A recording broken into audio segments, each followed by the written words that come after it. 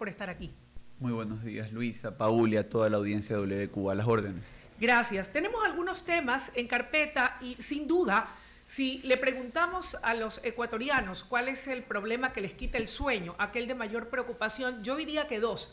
El primero, la inseguridad, y el segundo, la falta de empleo y oportunidades. Pero no puede uno, Paul y amables oyentes, cuando ya encuentra un empleo o salir a buscarlo con tranquilidad, si por ahí Dios no permita, una bala perdida le puede cegar la vida. De allí que todo esfuerzo que hagan las autoridades para poder contrarrestar el crimen organizado y la violencia es válido. En ese contexto, mi primera pregunta va relacionada a este proyecto de ley presentado por el Ejecutivo, que ha sido denominado la Ley de la Solidaridad, que tiene dentro de sus componentes temas financieros y tributarios, pero también reformas penales, que han sido cuestionadas y entiendo que se han hecho cambios por parte de la Comisión de lo Económico. Desde su respetable punto de vista, ¿podrá esta ley debidamente articulada ser un verdadero golpe a la delincuencia y al crimen organizado en el Ecuador? Bien, justamente en la línea de lo que usted planteaba, el proyecto de ley intercomunica estas dos aristas de la problemática nacional, ¿no? Se reconoce como económico urgente precisamente porque dice, es muy difícil reactivar provincias, es muy difícil darle la seguridad a los emprendedores, a las personas que están en situación de búsqueda de empleo, si es que no hay condiciones, digamos, óptimas para que desarrollen estas actividades. Luego hace un reconocimiento de unas cifras pues, que el gobierno señala como alarmantes y que debe modificar. Y nos dice, hay espacios del territorio nacional, ¿sí?, donde me ha tocado hacer uso de mi fuerza pública de defensa nacional, de seguridad externa, hablemos de las Fuerzas Armadas, para tratar de retomar el control. La Corte Constitucional en reiteradas ocasiones me ha dicho que no puedo valerme del estado de excepción cuando el problema de seguridad es permanente. Entonces, bajo toda esta arista, nosotros sí nos damos cuenta de que el gobierno nacional ha integrado esta dinámica del conflicto armado interno, o el conflicto armado no internacional que vimos el año pasado, le está tratando de dar un régimen jurídico y le está tratando de dar desde una perspectiva de solidaridad, porque esa es la realidad, no solo desde el punto de vista de las donaciones que hoy puede hacer la empresa privada a través de este proyecto de ley que se propone para las fuerzas públicas, sino también en el sentido de darle el respaldo ciudadano a la Fuerza Armada de generar esto que, por ejemplo, en Colombia han denominado el derecho operacional, ¿no? La capacidad de tomar como objetivos militares, como objetivos tácticos a determinados actores de las economías criminales y tratar de recobrar de ellos el control territorial. Cuando hablamos de control territorial es una cosa que vivimos a diario, ¿no? Es la capacidad de estos grupos de desplegarse, ya con capacidad táctica, con manejo de armas, de cobrarle impuestos a las personas por el ejercicio de sus actividades económicas, llámense las vacunas, de explotar, ahí donde el Estado recién está tratando de generar un catastro minero, de explotar ilegalmente reservas de recursos naturales no renovables. Entonces, sí necesitamos discutir con seriedad, y esto no se trata de más, menos derechos humanos, no, la convencionalidad está ahí, deberá respetarse, y si la Asamblea no es capaz de modificar el texto lo suficiente como para que esa convencionalidad se mantenga, eventualmente tendremos pues demandas de inconstitucionalidad por la Corte. Nino, hablando de la Asamblea, hablando de la necesidad de fortalecer el trabajo que realiza la fuerza pública, llámese Policía Nacional y los militares, el día de mañana está previsto que la Asamblea Nacional pueda tratar en segundo y definitivo debate, de acuerdo en el informe que quedó listo por la Asamblea que se fue, el informe para poder debatir si se aprueba o no el permiso o la autorización para que puedan estar de vuelta bases extranjeras militares en el Ecuador. Habida cuenta de la experiencia que hemos tenido, ¿usted de qué es partidario? Porque Paul, esta servidora y todos los que nos escuchan, incluso usted, estamos muy preocupados por la situación de beligerancia, de violencia. Y ya que no es suficiente y que no hay recursos, al menos en lo personal, no sé tú qué opinas, Paul, ¿estarías tú a favor de que regresen las bases militares extranjeras al territorio nacional o crees que se atentaría contra la soberanía? Todo ayuda a combatir la delincuencia. Si las bases extranjeras regresan para combatir la delincuencia, suma. Pero la oposición se opone. Dice que no es bueno. Por ejemplo, ponen como ejemplo lo que está ocurriendo en Colombia, que tienen 7 bases extranjeras militares y que sigue la mafia, sigue el narcotráfico, sigue la delincuencia, sigue la violencia. Ahí tenemos que verlo desde una arista de integración. El crimen organizado transnacional, sí, hoy simbiótico con los grupos armados organizados, con los grupos paramilitares, como los querramos denominar. Nuestro ordenamiento jurídico, de hecho, lo está dividiendo. Nos está diciendo, oye, una cosa son estos grupos que trabajan al borde de la frontera, ya con presencia y extracción de recursos, otra cosa es la delincuencia organizada tradicional. Colombia los distingue muy bien. La realidad es una. Al final del día, todos tienen una gran red criminal que desemboca al norte, en México, para su paso hacia uno de los principales mercados de cocaína locales, que es el americano. Hoy por hoy, hacia el este, hacia Brasil, como otro puerto de salida de la cocaína hacia Europa o de consumo interno, siendo Brasil el principal consumidor de coca de la región. Y cuando hablamos de bases extranjeras, no solo estamos hablando tal vez del aliado histórico más importante del país, que es Estados Unidos. También podemos hablar mañana de la posibilidad de que otra nación, de cara a un problema estructural de tráfico, y aquí pongo un tema sobre la mesa, más allá de que técnicamente no tiene operación humana, digámoslo así, o mayormente humana, hoy ya tenemos el puerto más importante de la región de traslado de mercancías hacia Asia, que es el puerto de Chancay, que tal vez afecte las dinámicas de tráfico internacional hacia el Pacífico. Entonces, ¿cómo no querer una reforma que permita que las autoridades a nivel internacional nos provean de tecnología y nos provean de retroalimentación e inteligencia para vencer a un fenómeno que no es local, ¿No es internacional? atentaría esto a la soberanía nacional, a la soberanía del Estado, permitir que estas bases militares tomen de alguna manera control o participación en el combate contra el crimen organizado? Pero ahí se lo digo yo, hay bases militares y oficinas de agencias gubernamentales de otros países en países del primer mundo como Alemania, como Francia, como España. ¿Y su soberanía no está ¿Significa que su en soberanía riesgo? ha sido afectada? No, de hecho hoy, ¿sí? Ni siquiera hoy, con todo el conflicto que tenemos a nivel internacional por el tema arancelario, se ha discutido que en materia de seguridad estas bases cesen su participación o cesen su operación.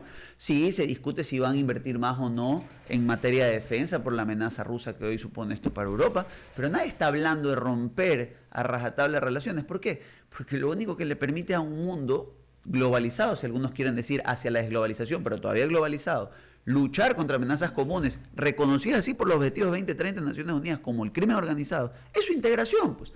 Ya verlo como la injerencia del uno y del otro, bajo esa dinámica, y vamos a ser muy duros, también podríamos decir mañana que el mismo nivel de afectación de soberanía se da cuando se concesiona un gran proyecto hidroeléctrico u otro a una determinada compañía. Un acuerdo de alianza comercial. Pero completamente, pues. Al final del día, las cosas hay que verlas con objetividad, y ahí sí vuelvo. Esto es un mensaje que he tratado de generar desde el inicio de esta ley. Estamos en desacuerdo con la ley en algunos sectores, me refiero en términos generales, incluida la oposición. Perfecto, propongan. Digan qué es lo que quieren hacer. ¿Cuál es la salida? ¿Creen que no es normativo el proyecto y quieren ir en ese sentido y creen que el rechazo es lo necesario? Perfecto. Con datos. Sí, con datos, que lo digan. Porque oponerse hoy por hoy, en una situación tan compleja, a tratar de dar un espaldarazo a Fuerzas Armadas, es difícil. Por eso se llama ley de solidaridad, no solo por el hecho de... ¿Y por qué cree usted, Nino, que se oponen? Yo creo que lamentablemente la dinámica política tan compleja que maneja el país, un país claramente polarizado, hoy nos llama a blancos y negros. Y la realidad es que el mundo, incluida la delincuencia organizada, es de matices, es de claroscuros. Al final del día, miren, esto se los pongo. México hoy atraviesa en este proceso, entre otras cosas, de discusión de sus aranceles con Estados Unidos, una discusión sobre su política de seguridad interna. ¿Por qué? Porque va a parecer mentira, pero hoy el principal problema americano ya ni siquiera es el tráfico de cocaína. Hoy es una producción de fentanilo que viene a tres bandos. Viene al borde de la frontera con México, hay grupos mexicanos, uno de ellos grande como el cartel de Sinaloa, en una discrepancia interna sobre si trafica o no trafica fentanilo. Pequeños minicárteles escindidos de otros más grandes que trafican fentanilo por su parte, otros cárteles que fabrican y sintetizan fentanilo para su distribución dentro de la frontera americana, y además precursores que vienen desde China, atracan en Argentina y luego son dirigidos hacia frontera con México y Estados Unidos para sintetización de fentanilo. Yo les digo a ustedes, una dinámica de esas características, sí, que está afectando la misma política de seguridad americana y mexicana, está obligando a México, que durante 5 años no lo estaba haciendo, a destruir ahora sí laboratorios de fentanilo. Y lo digo con objetividad. De decir que no existía fentanilo y sintetización de fentanilo dentro de frontera, pasamos a decir, oye, estoy desarticulando 3, 4, 5, 6 laboratorios grandes. Entonces, Lamentablemente, si no queremos ver que ese cambio nos afecte en la violencia interna, porque a menor cocaína traficada a Estados Unidos, mayor generación de violencia interna porque se está pagando en producto y obligan a buscar nuevas vías y nuevos mecanismos de monetización de esa droga a la interna. Si yo no entiendo que el panorama es diferente al factor que ha jugado Ecuador en el tráfico internacional de las drogas durante los últimos 15 años, pues lamentablemente estoy destinado a perder el Estado en manos de una delincuencia que está mutando de una manera que jamás hemos visto. Una cosa es la realidad de países como México, usted lo ha señalado, citaba con muy buen criterio, Paul, el tema de Colombia. Pero volviendo a la realidad del Ecuador, más allá de que esta peste del crimen organizado se ha apoderado de la región, y yo diría que están también en los países del primer mundo, pero particularmente en los países de la región latinoamericana, circunscribiéndonos a la realidad del Ecuador, si el doctor Nino Casanel fuese parte de ese grupo que trabaja articuladamente con el gobierno del presidente Nacional Noboa, y hay que apuntar a reformas al Código Orgánico Integral Penal que sean lo suficientemente sólidas y efectivas, ¿qué cambios haría? Hacia el Código Orgánico Integral Penal en particular, y por ejemplo, visto el problema que ha supuesto el indulto anticipado, propondría un informe, si se quiere, de una comisión, ¿sí?, en materia de Fuerzas Armadas y Derechos Humanos, que sea requisito de procedibilidad para poder procesar a agentes de las Fuerzas Armadas, las Fuerzas Públicas, de las organizaciones complementarias de seguridad, de tal manera que le doy el espaldarazo al oficial de saber que si hace uso legítimo de la fuerza, al menos tiene una instancia administrativa de control previo a una formulación de cargos y atravesar medidas cautelares y todo el proceso. ¿Hay algún otro cambio en el COIP? Bueno, en este sentido le hago el paralelo, ¿no? Esta es la proposición que se hace con el indulto anticipado, tan cuestionada por las características del indulto de la Constitución. Yo propongo esto acá. Es muy parecido a lo que era el informe de indicio de responsabilidad. Los allanamientos. Penal. Los allanamientos existen ya hoy por hoy en la capacidad de pesquisar directo, pero vamos más allá. Si lo que yo quiero decir es que en determinadas zonas la capacidad de despliegue logístico de un grupo es casi militar, al punto que si yo me espero a tramitar un orden de allanamiento, tengo la posibilidad de que se filtre aquello, hablemos de verdad de los objetivos militares y a lo mejor geolocalicemos el conflicto armado interno, démosle esa capacidad a la ley, para que el marco operacional del que se habla en el famoso allanamiento sin orden, en lugar de hablar de allanamiento sin orden, hablemos de operaciones militares en zona de riesgo. Entonces, bajo esa dinámica y del derecho operacional y del filtro que pase la Corte Constitucional, que también puede decirnos, aquí voy a tocar un tema álgido, ¿no? Si la Corte nos dice que un régimen como este es abiertamente inconstitucional, pues el país tendrá otra vez que meditar y pensar cuál es la base estructural de su sistema. ¿Saben lo que me preocupa a mí allí cuando lo escucho decir eso? Y no sé si, Paul, tú coincidas conmigo, que hoy por hoy no todas las resoluciones o decisiones por parte de la Corte Constitucional, como ese órgano superior que va a determinar si determinada propuesta aprobada por el Ejecutivo o determinado proyecto enviado y aprobado por la Asamblea, goza o no de legitimidad, si no atenta contra la Constitución. Muchos de los pronunciamientos de la Corte Constitucional entran en entredichos. Entonces, ya al final a los ecuatorianos nos queda la duda de si esa Corte, que tiene gente muy respetable, está actuando o no conforme y apegada al derecho y a la Constitución, o si obedecen a determinados intereses. Hoy por hoy, que hay muchos estamentos corrompidos en la sociedad y que han sido permeados por organizaciones delictivas y dinero sucio. Mire, las Cortes Constitucionales, tomando el modelo de la Corte Suprema Americana, que es a la larga lo que las diseña a nivel internacional, son órganos, sí, jurídicos, pero políticos, porque deciden la aplicación constitucional. Le voy a dar un ejemplo sencillo, ¿no? Entre dos interpretaciones posibles del matrimonio igualitario, ellos toman una literal o no de conformidad a su interpretación propia del desarrollo de los derechos. Una interpretación conservadora es más restrictiva, el tenor literal; una interpretación progresista es una como la que hoy tenemos, es decir, la Constitución es amplia en reconocer las uniones. ¿Por qué le digo esto? Porque sí es política en sus decisiones. Y la Corte debe ver no solo el marco que tiene a nivel convencional e internacional, la Corte tiene que ser sensible a la realidad actual y tiene que ver el mundo. Y yo le digo una cosa, este es un mundo que tiene desde hace 2 años a Rusia interviniendo directamente en Ucrania contra convenciones internacionales. es un mundo que tiene una dinámica cambiante. Y regreso al tema de México, ¿por qué? Porque estamos acostumbrados a un tráfico de droga que centraba o canalizaba la mayor parte de su exportación a grupos estructurados, Mafia Albanesa, Cartel de Sinaloa, y vemos un mundo que está cambiando y se está atomizando otra vez en el negocio de la droga. Ya ni siquiera puedo hacer esa trazabilidad. La inteligencia muta constantemente en materia de crimen organizado. Al punto que hoy tenemos esta hiperramificación, por ejemplo, de las fuerzas disidentes de la FARC, que hoy son un problema fronterizo del Ecuador. Hoy tenemos varios grupos de lo que otrora era la única banda de incidencia nacional. Entonces, si yo no me adapto a los tiempos como Corte Constitucional, no solo viendo a los convenios, no solo viendo lo que tengo, sino también sabiendo interpretar la realidad, el problema es que el Estado de Derecho difícilmente va a subsistir. Y claro, ante un Estado cada vez más desorganizado, una delincuencia organizada, una fuerza armada organizada paralela, se luce cada vez más fuerte. Y perdónenme que se lo diga, al punto que hay territorios, y eso es lo que reconoce el proyecto de ley de solidaridad, hay territorios donde la ciudadanía empieza a reconocerle más institucionalidad al crimen organizado de la que le puede reconocer al mismo Estado. Dentro del proyecto, y que incluso la oposición, dentro de lo que se estaba debatiendo el día viernes, ellos hacían énfasis en el tema de las donaciones. El gobierno va a recibir pistolas grandes como donaciones para de alguna forma premiar, entre comillas, a ciertas empresas para que no paguen el impuesto hasta el 30%. Donas algo y te bajo el impuesto a 0. Ellos hacen referencia a que no se debe permitir esas donaciones, sino que exigirle a esa empresa privada que paguen los impuestos. ¿Usted está de acuerdo que premiar a empresas privadas porque si me donas armas no te cobro los impuestos? A ver, ahí hay dos aristas, ¿no? La primera, el Sistema Nacional de Contratación Pública no está, por lo menos en materia de seguridad, todavía adaptado a la crisis que vivimos.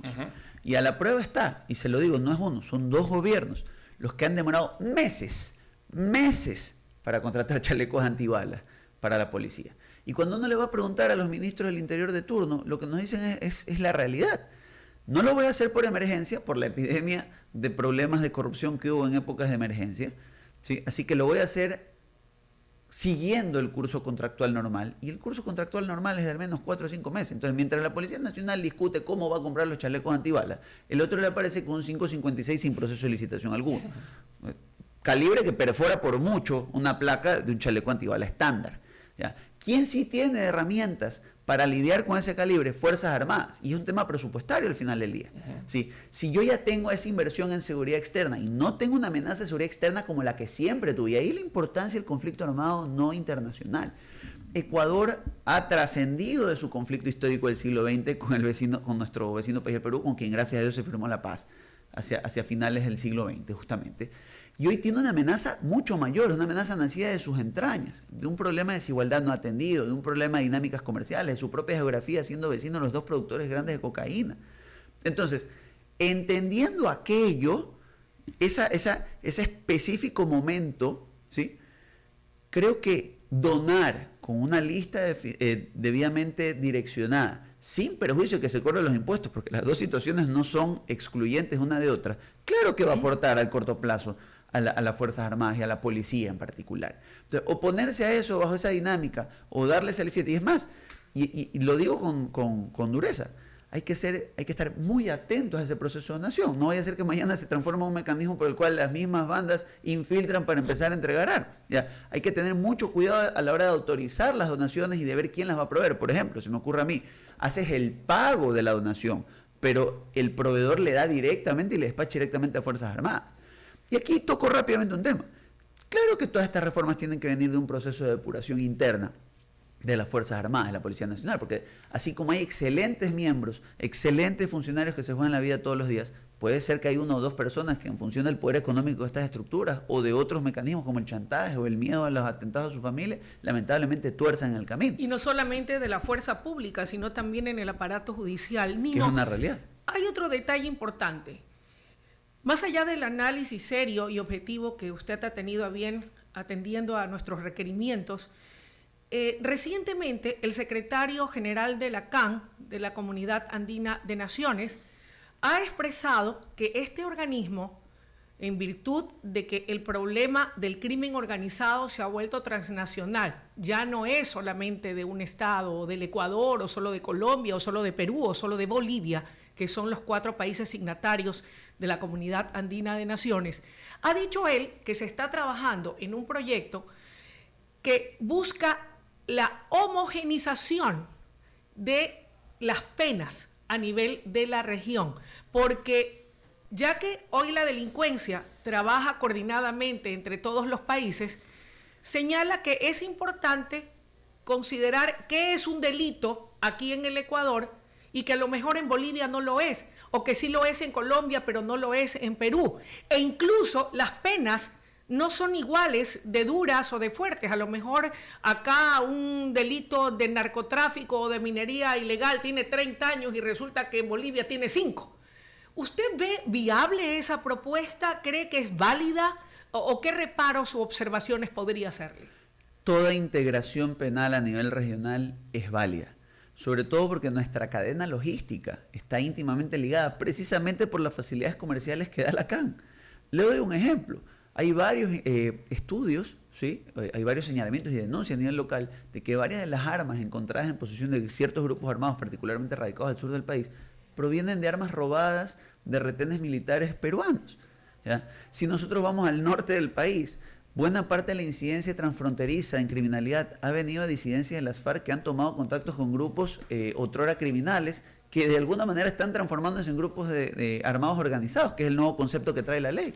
Entonces, claro que esta dinámica de integración regional transversal en el crimen nos obliga a nosotros a tratar de al menos armonizar lo normativo, pero además los esfuerzos de cooperación internacional reconocidos por la Convención de Palermo, optimizarlos aún más a través de cuestiones como la CAN, la capacidad de, desde el punto de vista logístico, intercambiar inteligencia en tiempo real y hacernos sistemas de contraauditoría, como se hace en el GAFILAD en materia de lavado activo. Oiga, si se puede trabajar entre países, como por ejemplo la CAN, debería poder hacerse lo mismo a través del gobierno central, la asamblea haciendo lo suyo, y los gobiernos seccionales. Y aquí viene una pregunta que yo se la hacía afuera antes de que ingresáramos aquí en la cabina, porque es importante que cada autoridad seccional de los GATS pueda trabajar articuladamente con los proyectos, impulsando todo lo que se pueda hacer con el gobierno central. ¿Cuál es la situación jurídica del señor alcalde de Guayaquil, Aquiles Álvarez? Él se dice un perseguido político, sin embargo, el proceso lo acusa de otra cosa. Bien, digamos, de las referencias, pues he seguido el caso como el público en general.